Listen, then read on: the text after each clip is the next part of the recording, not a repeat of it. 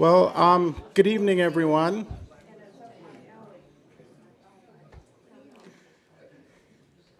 Thank you for being here. This is a nice crowd, and we're happy to have you.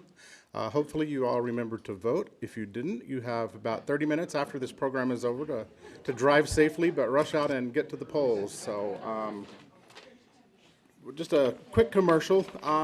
A lot of you know that we do a Thursday night program here every Thursday night at 6:30 from September through May. This is our last program of the regular season.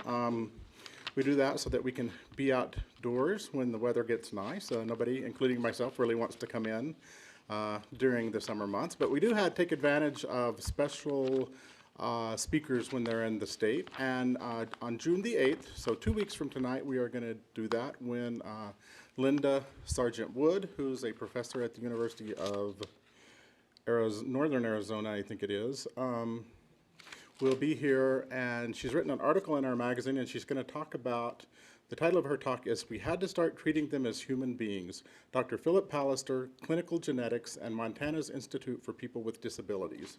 And not only is Linda going to be here, but Dr. Pallister is also supposed to be with her and make some comments. So that should be a really special evening, and I do encourage you to join us for that. But tonight we are also in for a special treat with Dr. Sally Thompson, who has come to us from Missoula. And she has spent over 30 years working on the tribes of the American West. She trained as an anthropologist with a doctorate in anthropology from the University of Colorado in Boulder. She's worked as an archaeologist, ethnographer, ethnohistorian, and has a particular interest in the period just before and at the time of contact with Europeans. Since 2001, Sally has traveled widely in search of information on tribes of the Rocky Mountain Mission through Jesuit records. And she asked me to keep her introduction short, so I will do that. And I promise you there are many more accolades here, but I will just turn the podium over to Sally.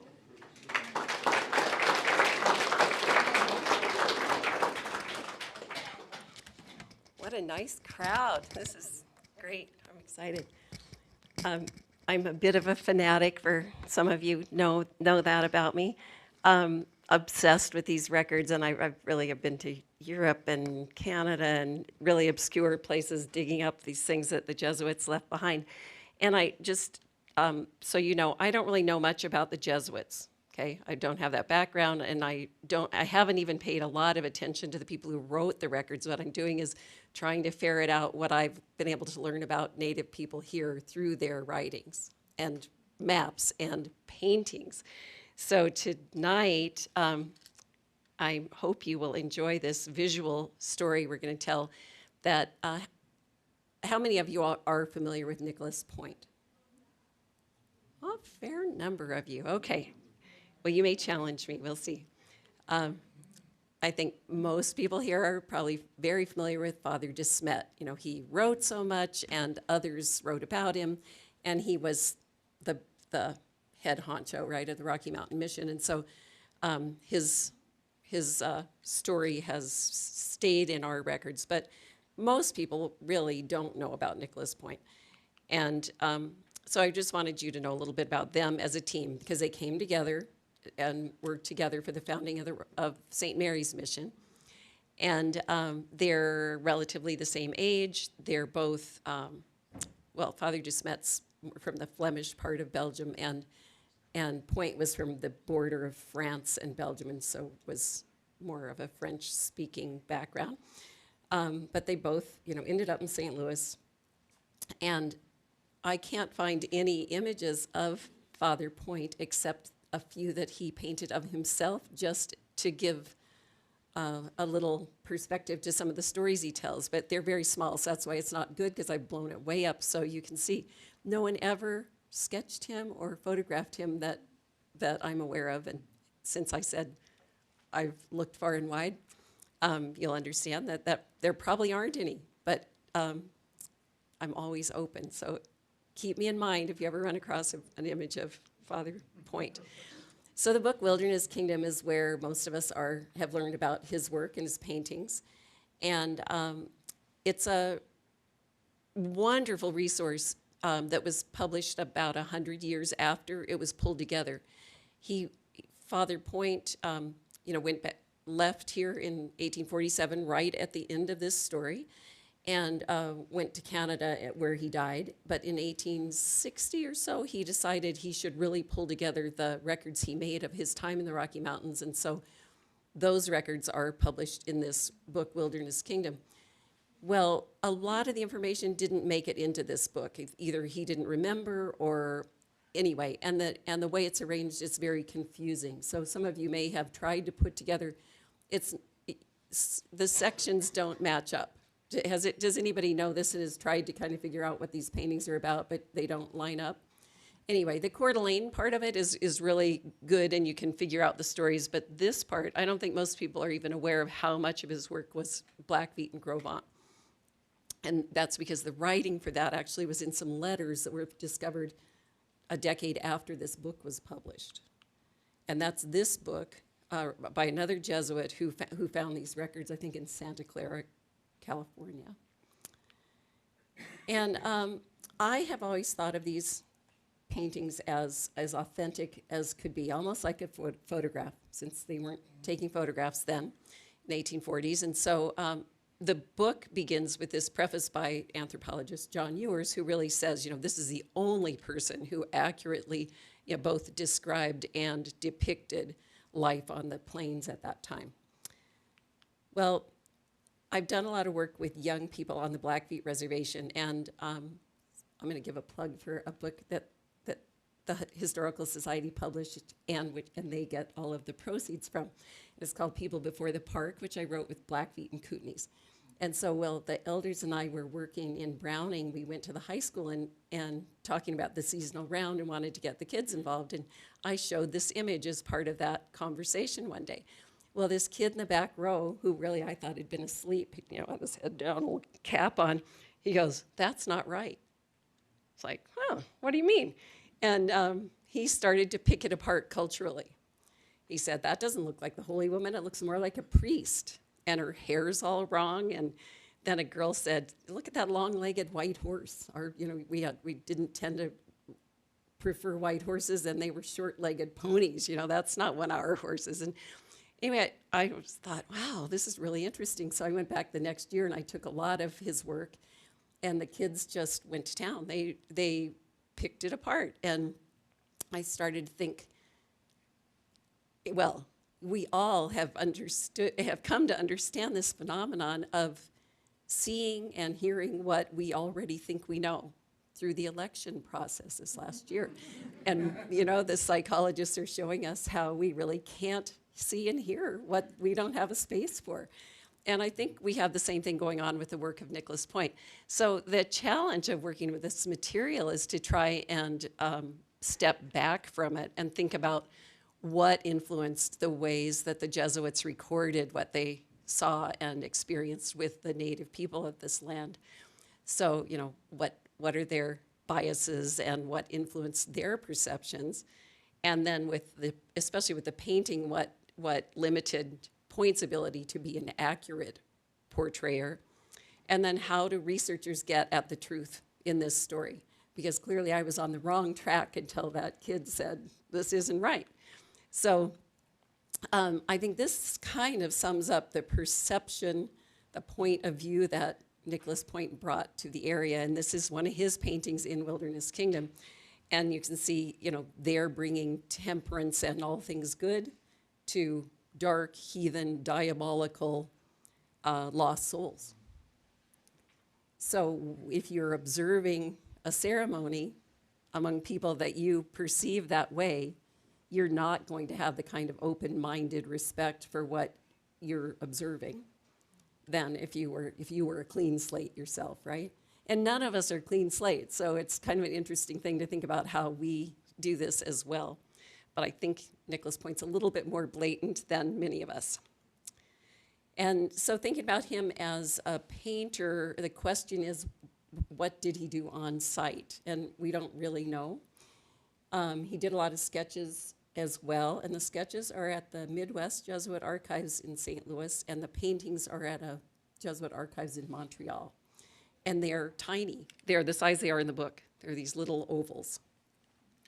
So the one thing that makes me think he actually is painting on site, a few things he says, I can infer that, but it's a little bit of a stretch. But the fact that this man that he's painting is holding a palette looks like, can you hold this for me while I pick what colors? So, but it's an unknown. So he, like I said, he came with De Smet in 41, and then this just quickly gives his history, but the part I'm interested in is the last segment of his time with the native people here, and it's all, it's a story of many tribes, but in the land of Blackfeet and Grovant, but well, I'll just get into the story and you'll see there are a lot of tribes involved. So in all, he spends 8 months on the Buffalo Plains. And we're gonna go through here really pondering what part we accept and what part we might wanna think more about. So they leave St. Mary's. I'm just gonna go through the images, but that's the overview of his time there. And I wanted to mention that De Smet is with him at the beginning of the trip, but he leaves soon after getting to Fort Lewis, so he's not part of the longer story. An image of St. Mary's Mission, which closed in 1850, not really that long after these two left there, for a lot of reasons. And I have those two things in red because they're wrong. He's traveling with people of the Cree, they're Métis. So, and in one place, De Smet says that, but years later, Point, for whatever reasons, forgets and says Crow. And the guy's name is actually something other than Gervais, but Gabriel. Okay. So if you don't know that, and if you haven't read every other thing that you might find in the neighborhood of this story, how would you know, right? So you might think he's with Crow. And then this doesn't make any sense with the rest of the story. So the Blackfeet that he's traveling with, the two Blackfeet, one of them is this man, Wolf's son or Wolf child, and his father, Kootenai Oppie, was a Kootenai man married into the Blackfeet and became a tribal leader among the Blackfeet and particularly the Small Robes Band. And then he ended up marrying his son here, Wolfchild, married a Salish woman and lived among them. So everybody thinks Blackfeet are enemies of the Flatheads, but the Small Robes are friends. Those folks get along. And he actually is the first one of the Blackfeet to become Christian. He's baptized that first year that the priests arrived. And so he's very important. The priests hold him up as their entree to the Blackfeet. And his son is a skilled interpreter, and he travels with them as well. So there are only 12 or 13 lodges of Small Robes left because there has been a Crow attack on them the year before that I'll get into. This is one of the sketches, so just pay attention to the details in the sketches versus the paintings. The paintings are incredible for artistic reasons, right? It's almost like Impressionism in the 1840s, and he's self-taught. Yeah, I really admire the man's work. But then look at the level of detail and just, what happens between a sketch and then rendering it as a painting. This is supposedly Ambrose, who's a tribal leader among the Salish, teaching the catechism to Nicholas, or Wolfchild, using this Catholic ladder of imagery to teach that Nicolas Point created for them. So here's another opportunity to look at, his landscapes. Are they authentic? So any of you familiar with Missoula and Mount Sentinel and Mount Jumbo, this is a bit of an exaggeration, right? The canyon, Hellgate Canyon, isn't quite that steep, but so keep that in mind. Maybe all the landscapes need to be toned down a little bit.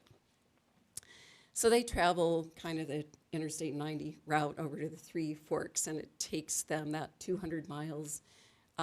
It takes them 8 days. And they're traveling really quickly because this is August, and they are trying to catch up with the main body of the Flatheads that have gone ahead to hunt. And so, they're traveling with men, women, children, and lots of horses, and so they move much more slowly. They're putting up lodges every night, and so it's a slow-moving camp, and these men, the priests and the people with them, are moving really quickly. And they get to the Three Forks, and they finally see sign of the trail, and I'm fascinated by how they know who's in the camp with the Flatheads. The Blackfeet there, so the wolf child recognizes the long poles used exclusively by their tribesmen. So the travois setup of grooving a trail, and then the pickets that they see are particular to the Nez Perce. I've never heard anybody describing different picketing methods for horses, but there's so many treasures in these records, and I'd like to find more. I haven't asked any Nez Perce about that, and maybe they remember. Anyway, they get nervous because, as I mentioned, there had been this battle the year before where so many of the small robes had been killed. The men and the women and children had been captured by the Crow and taken to live among them. And so they realize, okay, this camp has small robes, Nez Perce, and Salish, and they're going to go and take revenge on the Crow. So Father DeSmet sends 2 people ahead quickly. They ride all night long at top speed to find the camp, and they try to avert disaster. And he thinks that because he's met with the Crow before and he believes he has influence, he wants them to know the priests are coming, so don't fight. We're almost there. I got ahead of myself there a little bit. He painted this of Nez Perce traveling, so you can see he describes that the Western tribes crossing mountains all the time didn't use travois because they would tip and you'd lose your load. So they would put their lodge poles on the 2 sides and drag them. Again, that white horse there. Maybe an artistic license because they stand out so much in these pictures. And then the contrast of the 2 types. So a Crow elder who recently passed away had remembered through oral tradition about the battle that had happened the summer before. And it happened on Flat Willow Creek, just to the east of Lewistown. Anybody from that area or know that country? It's incredibly beautiful country up there. So between the Judith and the Mussel Shell. And I love that they remember, that they know the name, what they call Judith Gap Country, Spotted Fish Country. And there are about 3 different accounts from the Crows that give their side of this particular battle. So the Allied camp of Flathead, Nez Perce, and Small Robes was under the directorship of a man they called Moses, the bravest Indian in the Rocky Mountain country. A very brave man, anyway. So Father DeSmet, as many of you know, was an incredible cartographer and really took the Lewis and Clark maps and filled them in and improved them. Nicolas Point, I think, would get lost walking out of the building here. And he never says anything about where he is. There's no place names. I think I found 2 place names in all of his writing. And so it's really frustrating. But, and DeSmet, because they're in such a hurry, writes less than usual. So can't really tell, but there's this one map, this one sketch map. And in it, he shows they've come across from the Missouri, from Three Forks somewhere, to the Yellowstone. So this would be, is that where Livingston is? Right up here? So they're on the south side. This would be the Boulder River, and I think Rose Creek would be the Stillwater. And then, so they come this way some distance, and in the writings, I'm not sure if they come back and then go north. It's pretty hard to tell. But just so you'll see, this is the one map of this. Without this, I'd really be pretty clueless, and I've tried a lot of trails. I'm still a bit clueless, but I'm thinking this is around Judith Gap, and then here's the headwaters of the Judith, and then up to, it's cut off of the map, but this is where the fort is. And there he's got Arrow Creek, and some of the same names from Lewis and Clark carried on. So they arrive on, I think it's September 1st, to where the battle has taken place. So the warning didn't help.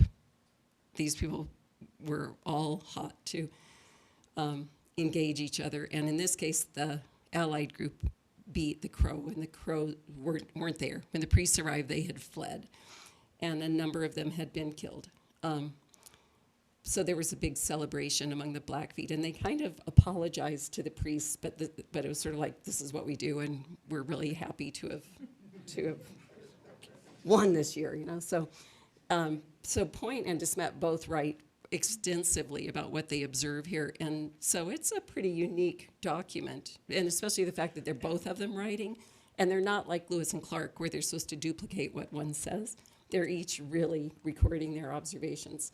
So, you know, a little corroboration and conflict, mostly corroboration, and then to have the paintings as well. And so I'm just going to quickly go through a series that come from their celebration from the battle. Just again, the white horse, and you know, a certain look that what the kids were telling me was European and didn't really look like them. Wonderful descriptions of the women in the celebration, and there, in all of these Jesuit records, there's not much about women or women's work, but there's a series of these paintings on the celebration, and then a little bit more that we'll see, and they're quite wonderful. And a long description of the songs and the drumming, and be great for people who are still involved in ceremony to read these. And how some of the elder women took the headdresses from the men. The stand-up headdress is unique to Blackfeet, as I'm sure many of you know. This, as opposed to more splayed Sioux-style bonnet. But that in this case, it was the women who had grabbed these, and they're celebrating their men's success. And then the scalp dance. And so you see the Point can't help himself, right? The influence of, it's diabolical here. We've got the Grim Reaper, the devil's at work here. And the blackbirds, you know, whether it's ravens, that's often shown as a sign of evil in his paintings, and often black snakes as well. So we talked about that. And this then, you know, just to orient you here, we've come through the Bozeman area, Livingston, and then I drove this way recently, and it's not the way they went. I'm thinking they either left from near Reed Point and came up, or they were even farther east. But the description is pretty good of the landscape, so I think eventually we're going to figure it out. So they finished their celebrations and started off on this journey north. And and this man who was going to introduce the priest to the Blackfeet got thrown off his horse, hit his head, and died. The day before, they then find that the Blackfeet are a big village of Blackfeet are on their way to meet them. So, you know, what a disappointment. And then I'm fascinated by the fact that then he was buried there, because Blackfeet did tree burials. You know, the Plains Indians, like Tibetans, you know, offered the body to the birds and animals. And I thought I had the sketch. Shoot, there's a sketch of the burial by Point, but maybe, oh, I know it's in here, sorry. So here's Wilson, and again, an opportunity to compare how well he portrays people and landscapes and everything, is to compare when other artists have painted the same person. And so at least this person, it's basically the same name, right? A Blackfeet named Son of the Wolf. And it was 13 years before. So it looks like, you know, he lost an eye or something, right? His left eye in the Point painting. And you can't really tell here, but I think it shows a full open eye. And there's no documentation about that I've seen, but it would be great if, you know, somewhere that's in the record and you could confirm this is the same person. Oh, so this is his sketch of what they did there on that September day, somewhere up toward the Muscle Shell, and buried him in the ground, not in a tree. So it changes, a big cultural value shift. And then they're in camp, and this is, to my knowledge, the only example of how the Salish would say, "We found buffalo." So this man stands on his horse, raises his musket as high as he can. He doesn't shoot it, that wouldn't work. But it's just so people in the camp can see, we've sighted buffalo, so it's time to get ready. We're going hunting. So here they are. They immediately just go off joyfully according to this. And again, the leader on the rearing white horse. Well, couple things to notice here. So the leader, at this point, he's mostly with small robes. The Nez have gotten mad at the Blackfeet, and so they've left. And I think they've also separated from the Salish at this point. So the leader is the pipe carrier, okay, with that top knot. And we'll see more about that as we go along. And this is one of de Smet's books about this time in his life. And he had somebody else look at either a sketch by Point or something, and then this is some other artist's portrayal of the same event.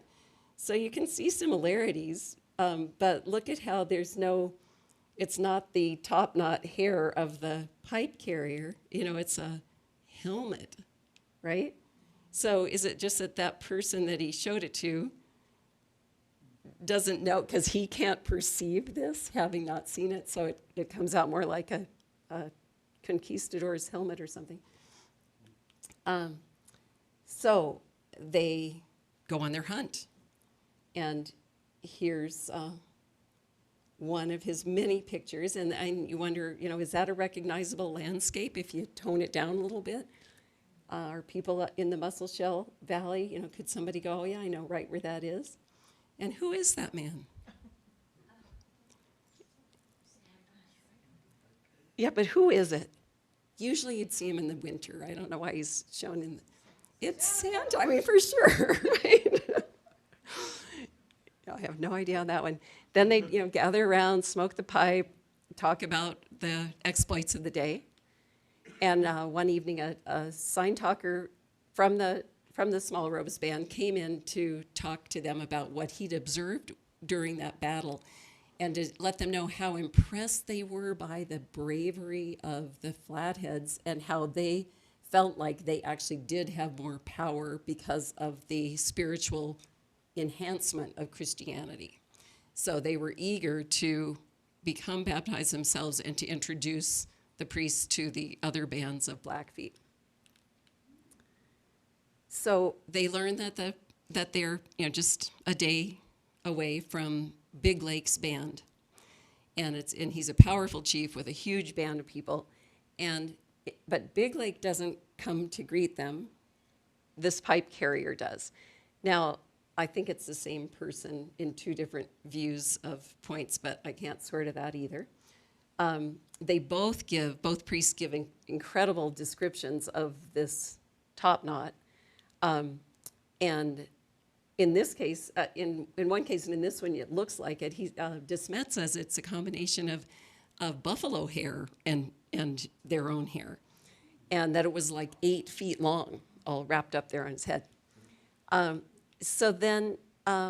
Here's some different images from different artists of pipe carriers. And this one, a kid in the alternative high school in Browning came up to me and so excited, showing me on his telephone this Curtis image. He goes, "This was my great-grandfather, and he kept his medicine in this hair." And that's why they had this. Whatever was the symbol of their medicine, they kept right there on their head. And this is the fontanelle is a really important spiritual entry point. So, yeah, in that case it is, yeah. So, how much of it changes through time, and how much of is, which ones are Pecani or Sixica or Grovant, and so some of these things are unknown. And here is the chief who didn't come forward, and both priests comment on kind of what's his problem, and they're a little insulted, because to them, the chief should have been the one to welcome them and to be the greeter, and they feel a bit insulted by it. But what I love is I've been told that traditionally The men most respected would be those who are soft-spoken, listen well, and take good care of their people. And I love that he's portrayed with his arm around a child, and he's described as very almost reticent, so there's that soft-spoken man. Yeah, beautiful image. And then there's the Grand Chief that Bodmer of the Piikani that Bodmer painted in 33. It may be the same person. Trying to do more research on who he was painting.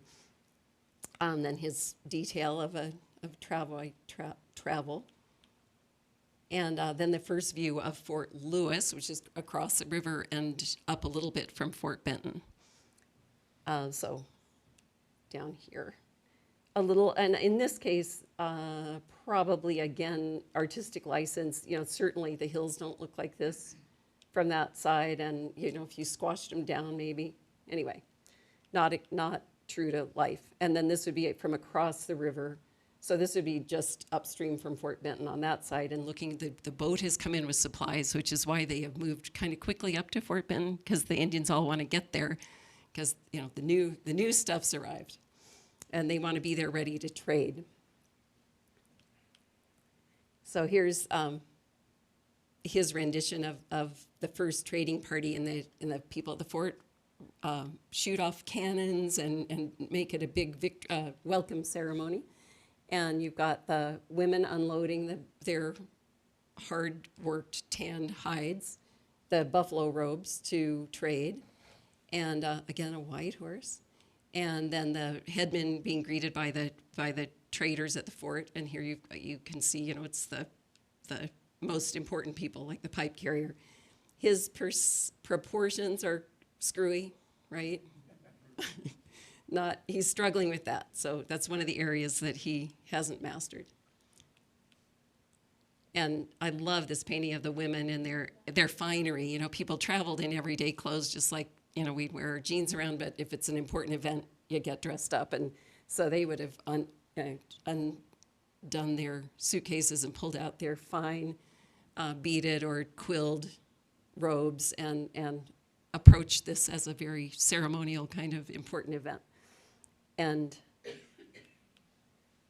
then his kind of garish view of inside, what they're trading, and making a note that liquor is strictly forbidden, but they're very eager to trade for all these luxury goods, so blankets and cloth, and these look like guns, don't they? But so much of this is unrecognizable. And he meets the Culbertsons, so he's Culbertsons both at Fort Union and kind of monitoring things all along the river, and again, an opportunity to look at, Point's version versus a later. Is this a photograph? It looks like one of those maybe painted photographs, so it's been embellished, yeah. And then his wife, who's from the blood band or the Kainai.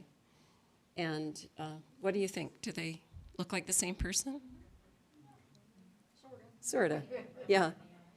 He's a little off on the forehead and the height of the hair, but yeah, I think it's not bad.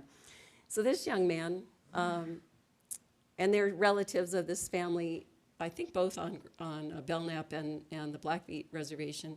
He was, I think he said, like 14, 15 years old, but a good interpreter. So he accompanied Point. DeSmet took off, and then Point went out to visit Big Lake's fall hunting camp. So 50 lodges. It's a big village, and this is clearly a fall scene. So I'm assuming this picture goes with this time, but it's not identified to know that. But again, look at some of these forms. So if he's at all realistic, this should be identifiable. And so then here again is from DeSmet's book, somebody else's rendition of the scene. Quite different. You don't have those squared off buttes and all pointed, but some similarity. And in this case, more emphasis on the hunters and the scene. And a real difference in the amount of vegetation, right? So there they are side by side. Yeah, they took out all the trees. Or does Point just think it's much prettier with all the foliage? Because, you know, you get out in the prairie country, there's not a lot of trees, really. Yeah. Then a lot of particulars about hunting and, you know, which hunters use guns and which ones use arrows. And this one is my favorite. For the ordinary hunter, the best weapon was a bow. Well, what's ordinary about this picture? He is backwards on a buffalo. So a Blackfeet friend said he thought, well, actually, before I explain tell the best explanation I've heard, does anybody have a thought about what the heck's going on here? Because clearly it's not an ordinary hunter. Al, do you have any thoughts about it? You're a hunter. Do you think that's ordinary skill?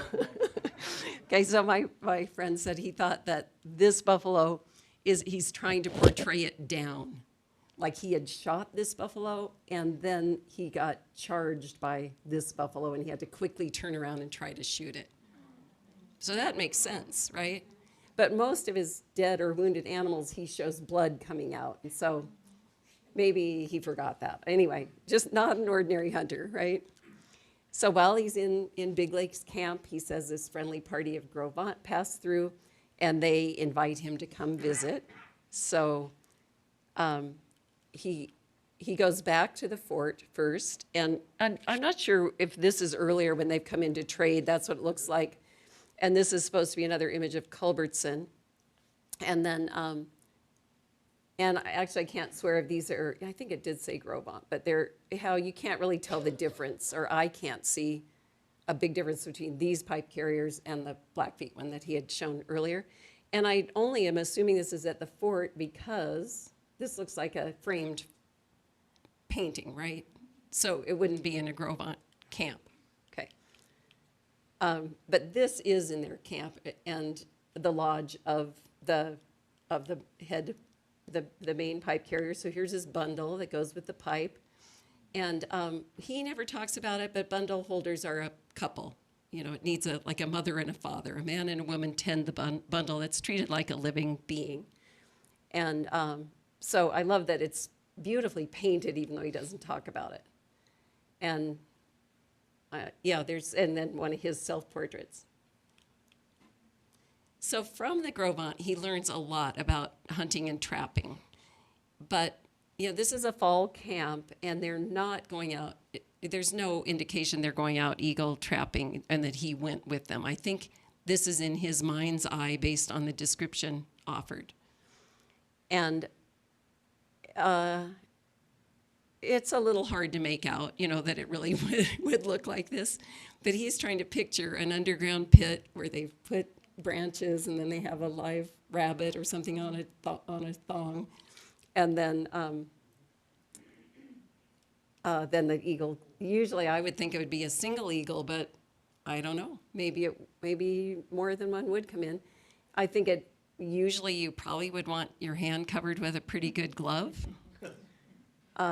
Anyway, it's still an incredible record, and he gives a pretty long description that goes with it as well. And then this, it looks like they're killing them and tossing the dead ones into an adjacent spot. Some of the people around here would say they just grabbed the tail feathers and they wouldn't have taken the whole bird. So I'm not sure about the details on that one. And then this one I find really fascinating because it looks like an underground pit big enough for 20 deer and several people. But there's an interesting feature here of these crosshatches all over.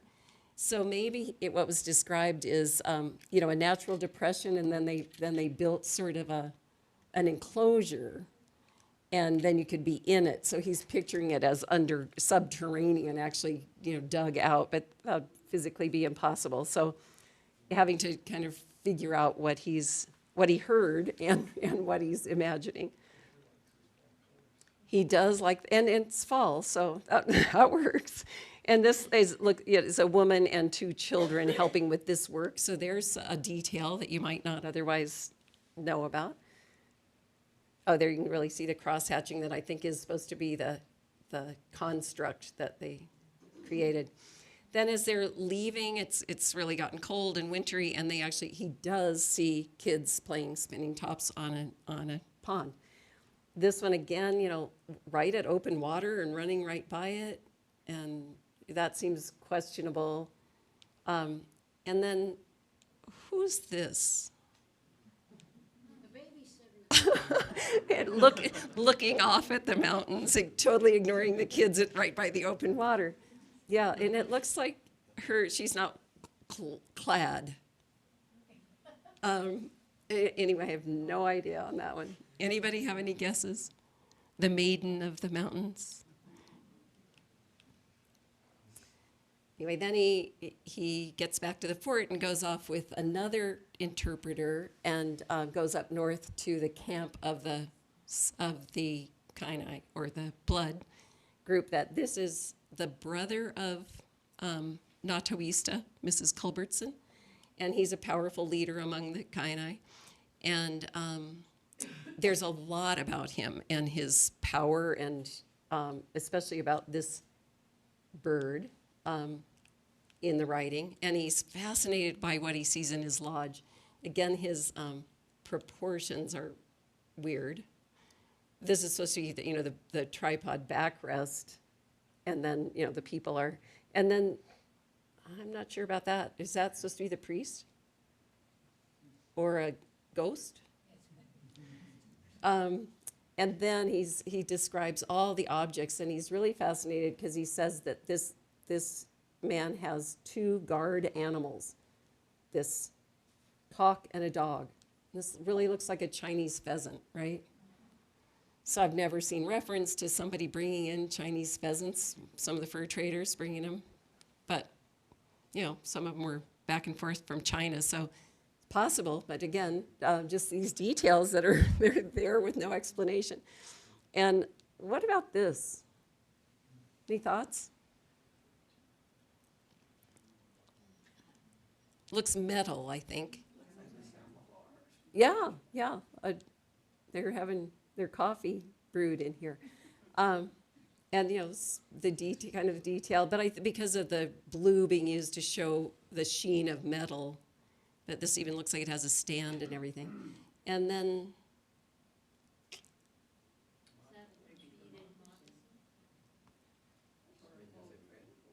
this is supposed to be seen in the Chief's Lodge.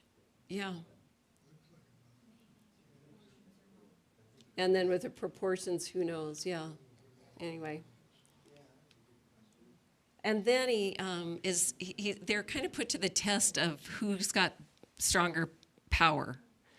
And in this case, he's blessing this medicine man that's been called in to help a sick child. And there's none of his, negative iconography included in this one. And it's interesting, this McClintock photograph from, 60 years later shows a very similar blowing paint through like a straw, a reed. And that's essentially what's going on, this close-up here. So that, that practice was an old one and continued. And then he describes this Sundance. Now, Blackfeet today, their Okan is not a piercing ceremony, but there is an image of this in the past, at least in the northern bands. But this one clearly Point thinks is bad stuff, right? He's got the devil coming in. So there's the detail of the piercing, that is, what was that movie years ago? A Man Called Horse, right? Yeah, where the white guy does it. But this is a museum display in Alberta, and it for Blackfeet, and it shows the piercing, and so, somewhat similar to his. But that would have been done midsummer, and he wasn't there in the summer, so it would have been his imagining what he was told. So not bad though for that. And then this image of a medicine man, I think, is interesting with a comparison with Catlin, because you've got. Do you think this is bear? In this one is more like I think this one's supposed to be wolf, even though it's tiny. Yeah, yeah. Right, unless that's attached from something else. But, and then in both cases, there's this white chicken-like bird. So, I think there's a really rich opportunity for research into this, and I feel like I'm just a beginner. And then this one's my favorites. He gives a lot of description in those letters, not in Wilderness Kingdom, about the crazy dogs and and this rattle. And I mentioned this to Leo Bird. I think he's done some work with you guys, right? And he's at least the South Side crazy dog leader on the Blackfeet Reservation. And so they kind of police camp and, the OCON and bundle transfers and stuff, they're taking care that everything's done right.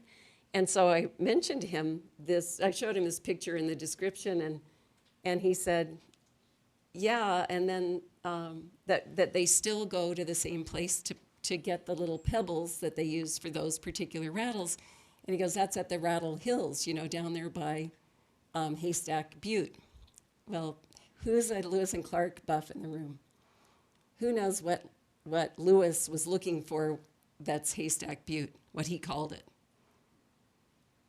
Shishikwa, does that ring a bell with anybody? So when he's looking, he gets over Lewis and Clark Pass and he's looking for the mountain that will indicate where he turns to get on the trail back to the Missouri. And it's Shishikwa. And for the longest time, I'm like, what the heck is that? And where would he get that name, Well, then in some trapper's journal, I read that Shishikwa is an old French word for rattle. So anyway, the story is coming full circle that this is where they still go to get the rattles, the pebbles for these rattles, and that's why they call them the Rattle Hills. So I thought that was pretty amazing. Yeah. So the last thing he paints before he leaves in May, but this is in late February, and he says, well, there's both a child has died, so there's another burial, but wondering if this is built up because it's too cold to do a subsurface underground burial, right? And he said this is the most incredible celestial scene he's ever seen, and he had to paint it, and he describes it as like a reflection of the moon along with the moon, and then something like a cross across the sky. And he asked the elders if they'd ever seen anything like this, and they said on rare occasions when it is so cold. And this was one of those really cold nights. Has anybody ever seen anything like this in the sky? Well, we don't go outside on those really cold nights, right? We might be really missing something important. So I have a project going on that I just briefly tell you about, building on those observations of students. And the teachers told me that the kids that really got engaged with the analysis and critique of these paintings were the kids that didn't usually talk in class. So the kids with traditional knowledge maybe don't feel like they fit in very well with modern education, but in this case, they were shining. And I just loved what that brought out, and I loved the respect they were gaining with their classmates. And when I was going to be finished at the university, I was like, this is what I'm going to do. I'm going to go make this project happen. And so it hasn't been easy to actually kick off this in a big way, but every year we work with more students. So now including the alternative high school in Browning, which is doing an incredible job. These students are amazing, but I love their murals because it really speaks to how they portray things. Here's their chief mountain and their enthusiasm for the subject matter. And then this one reminded me somewhat of the contrasts that Point showed with the evil stuff. And for them, it's their history. So here's the whoops, I didn't mean to do that, sorry. Here's the traditional world when buffalo are still there. And then here's all the bad stuff that came, the BIA and drugs and death and money and Yeah, that one of the biggest ones, yeah. And then this is, I think, their imagined future, how things could get better. So there's this incredible opportunity in Wilderness Kingdom of 12 pages of images painted by, I think it's by a Siksika man, so a North Blackfoot, that when Point visited, I didn't show you, he also went to a Siksika camp, and that leader hands him all these pages of paintings by a native person. I have some theories about how they came to be, but that's a whole nother thing, so we're not going to go there. But there's some really interesting thinking about it. So Ewers, the same guy who said how accurate Point is, did write about this in this article in Ethnohistory, and it's quite interesting. But I think some other people are doing better at teasing this out. You've got, so a native's view of the pipe carrier, right? And this apparently is a famous vision by a North Pagan, I think, or Siksika leader who, it's this dancing bull story, and it's a buffalo bull. It was his vision. It was something about his power. And for the longest time, I thought, what's this box thing he's sitting on? Any of you have ideas about what that is? Not a sweat lodge, I don't think.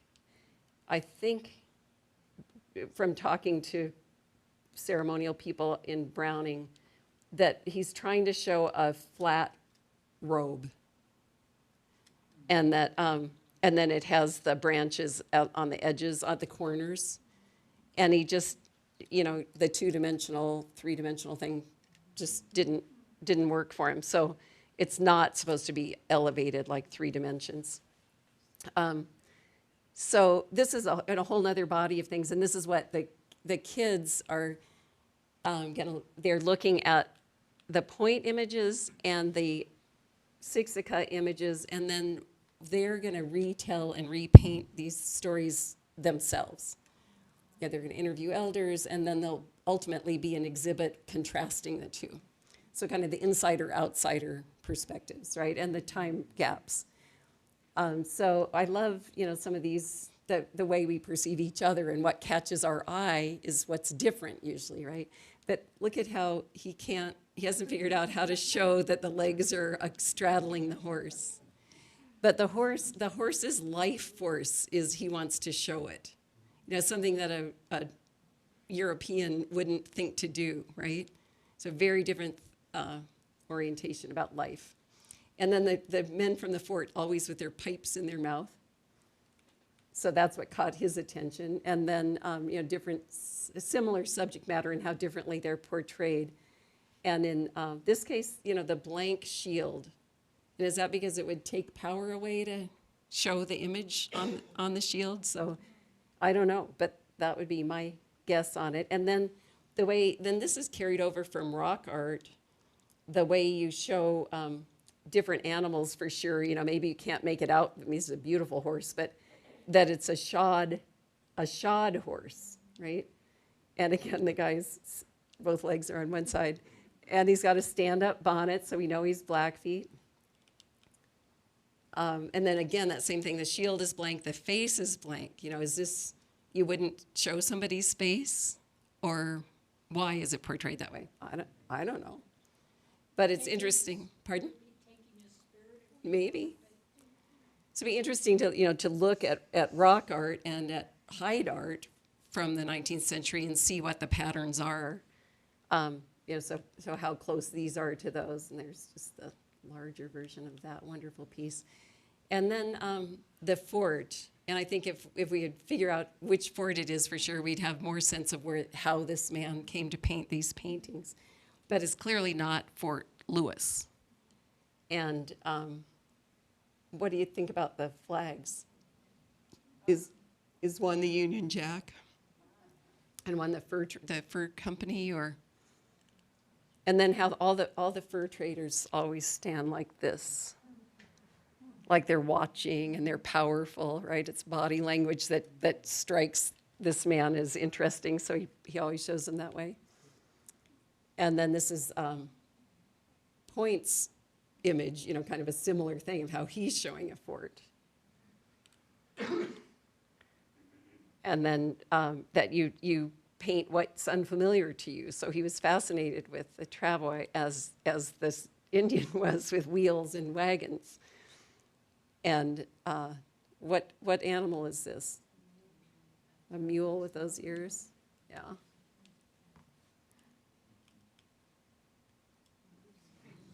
Now this one's odd, right? Because it looks like the moose is pulling a boat, but I think it's because paper is so valuable.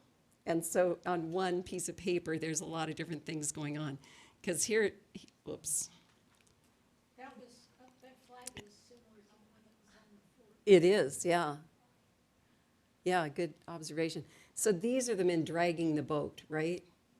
And then I think this moose is just like, we're going to show you a moose. So you can see it's not a horse, right? Because it's got the moose. And then, what's this? The prow of the ship? And then this looks like a rabbit to me, but I think it's the person steering or something, right?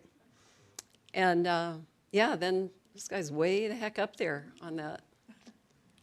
And then here's Point's sketch of the same kind of craft. So that, you know, there's so much to compare and think about mindset and culture and everything. But, you know, the one thing that comes through with all of these is that I can find you know, contemporary, not just historical photograph, but contemporary images of most of the same things that he's painting. And so the you know, cultural continuity, despite such phenomenal odds, is really something to be awestruck by. So thanks so much for your attention.